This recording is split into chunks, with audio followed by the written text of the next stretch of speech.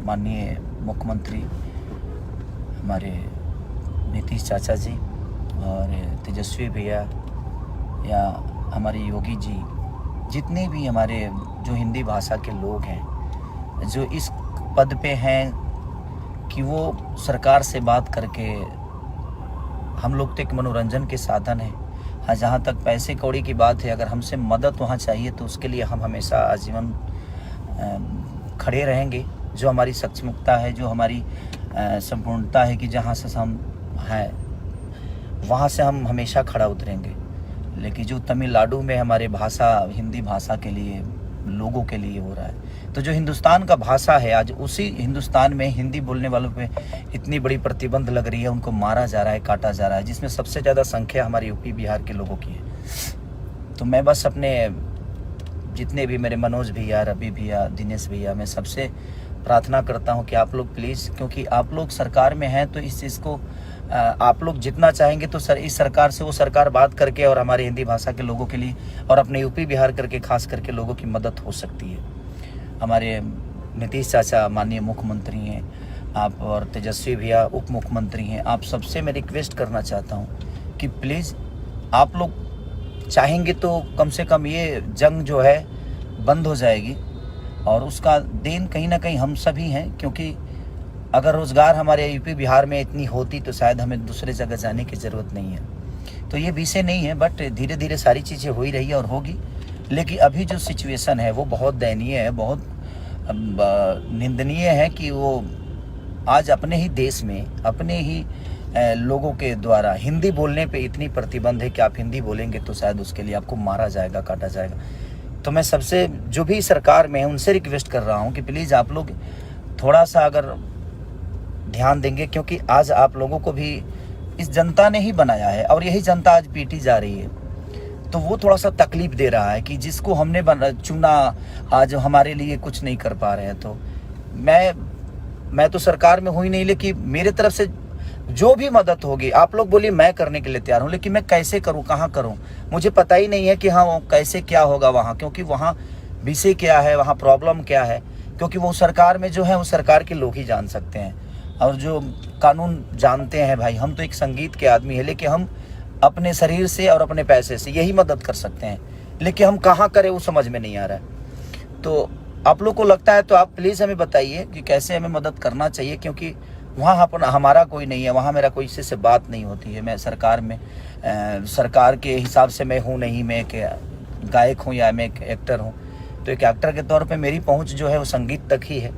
और हाँ, बिहार में चीज़ें होती, यूपी में होती तो मैं समझ सकता था कि वहाँ पे मेरे अपने लोग हैं और वहाँ मैं अपनी चीज़ों को पहुँचा सकता था, लोगों का हेल्प कर सकता था। इनकेस की दिल्ली तक, दिल्ली कलकत्ता, यहाँ भी लोग हमारे अपने हैं, मुंबई हैं। तो जहाँ पे हैं वहाँ पे हम सक्षम हैं, जो वहाँ पे किसी की मदद मुझे नहीं लेनी पड़ेगी। लेकिन जहाँ पे मेरे लोग नहीं हैं, जहाँ पे हम कभी गए नहीं, तो तमिलनाडु में जो भी चीज़ें हो रही है, मैं सरकार से रिक्वेस्ट कर रहा हूँ, अपने बिहार सरकार से, यूपी के सरकार से, कि प्लीज़ आप लोग थोड़ा सा आगे आकर अब उन भाइयों का रक्षा प्लीज़ आप सब करिए।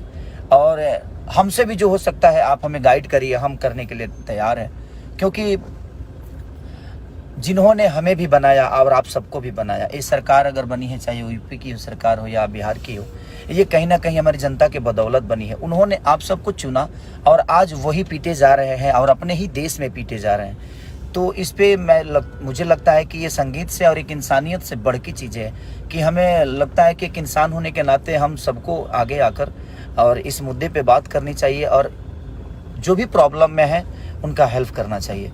तो प्लीज़ मैं आप सबसे रिक्वेस्ट कर रहा हूँ, मेरे बड़े भाई तेजस्वी जी, चाचा नीतीश जी, माननीय हमारे आदित्यनाथ योगी जी बाबा, और अपने बड़े भाई मनोज भैया, दिनेश भैया, रवि भैया, क्योंकि आप लोग सरकार में हैं तो थोड़ा सा प्लीज़ आप लोग मदद करिए अपनी इस भाषा के लोगों के लिए, अपने लोगों के लिए, जिन्होंने आप सबको बनाया, हम सबको बनाया है। इन्होंने हमें एक दायित्व दिया है, उस जगह पे पहुंचाया है। तो इनका बहुत बड़ा योगदान और इनका बहुत बड़ा आशीर्वाद है, जिससे हम आज जो भी हैं इनके बदौलत हैं। और हमारा कर्तव्य बनता है कि अगर हम किसी एक घर का गार्जियन की तरह, अपने बेटे की तरह, जिन्होंने हमें बनाया है, हमें अपना इतना बड़ा साम्राज्य दिया है अपने भाषा के लिए, तो हमें प्लीज़ हमें करना चाहिए। और हम सबको आगे आकर इस चीज़ विषय पे अगर हम छोटी छोटी प्रयास करेंगे तो शायद ये चीज़ें बच जाएगी और हमारे भाई सुरक्षित हो जाएंगे। तो ये आवाज़ उठाना बहुत ज़रूरी है कि हम सबको आवाज़ उठाना चाहिए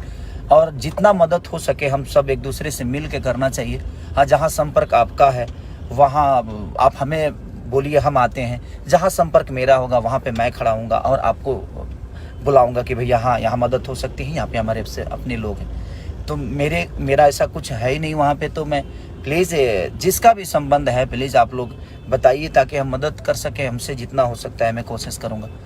और मैं अपने सारे भाइयों से कहना चाहता हूँ जो इस कद पे हैं, पद पे हैं, जो इस चीज़ को समझ सकते हैं और जो वहाँ तक अपनी बातें पहुँचा सकते हैं, वो डायरेक्ट सरकार से बात कर सकते हैं क्योंकि उनकी वो क्षमता है। हमारी क्षमता तो वो नहीं है कि मैं सरकार से डायरेक्ट बात करूँ। और हाँ, जहाँ मेरी है क्षमता, मैं अभी अपने बड़े भाई मंत्री माननीय जितेंद्र भैया को भी मैंने कॉल किया था कि भैया आप लोग प्लीज़ इस पे, और वो बहुत सक्रिय है, बोल रहे हैं कि हाँ भाई हम लोग आगे कर रहे हैं, चल रहे हैं। तो मेरा संबंध जिससे है मैं कोशिश कर रहा हूँ कि उनसे अपनी बातें कर रहा हूँ। तो प्लीज़ आप लोग भी जहाँ भी हैं, जैसे भी हैं, जितना भी हैं, तो ये जो हो रहा है वो ठीक नहीं हो रहा है। तो प्लीज़ आप लोग थोड़ा सा कोशिश करिए कि ये चीज़ें दोबारा ना हो। और अपने देश में रह के भी अगर अपने भाषा के बोलने पे प्रॉब्लम है तो फिर उसके लिए मैं क्या बोलूँ, कैसे बोलूँ। राजनीति मुद्दा है, क्या है नहीं पता मुझे, लेकिन मानसिकता कितनी घटिया है जो अपने राज्य में भी, अपने देश में भी हम अपनी चीज़ों को नहीं बोल सकते। अब हम बिहार में रह के भोजपुरी नहीं बोलेंगे तो क्या बोलेंगे भाई, हमारा राज्य है वो। और हम इंडिया में रह के हिंदी नहीं बोलेंगे तो हम क्या बोलेंगे। अब अंग्रेजी तो बोल नहीं सकते हम क्योंकि हमारा राष्ट्रभाषा है। तो राष्ट्रभाषा बोलने पर भी प्रतिबंध है, तो ये तो समझ नहीं पा रहा हूँ मैं। बट अब क्या है मुद्दा नहीं पता मुझे, ये मुद्दा क्यों उठा है, बट मुझे दुख हो रहा है। मैं दो दिन से देख रहा हूँ ये मुद्दा को कि हो सकता है सुलझ जाए, लेकिन मुझे लगा कि नहीं, मुझे बोलना ज़रूर चाहिए ताकि हम सब मिलकर बोलेंगे, हम सब मिलकर कहेंगे तो शायद ये बातें लोगों तक पहुँचे और बड़ी लोगों तक पहुँचे, और पहुँचेगी तो शायद इस पर जल्दी एक्शन होगा।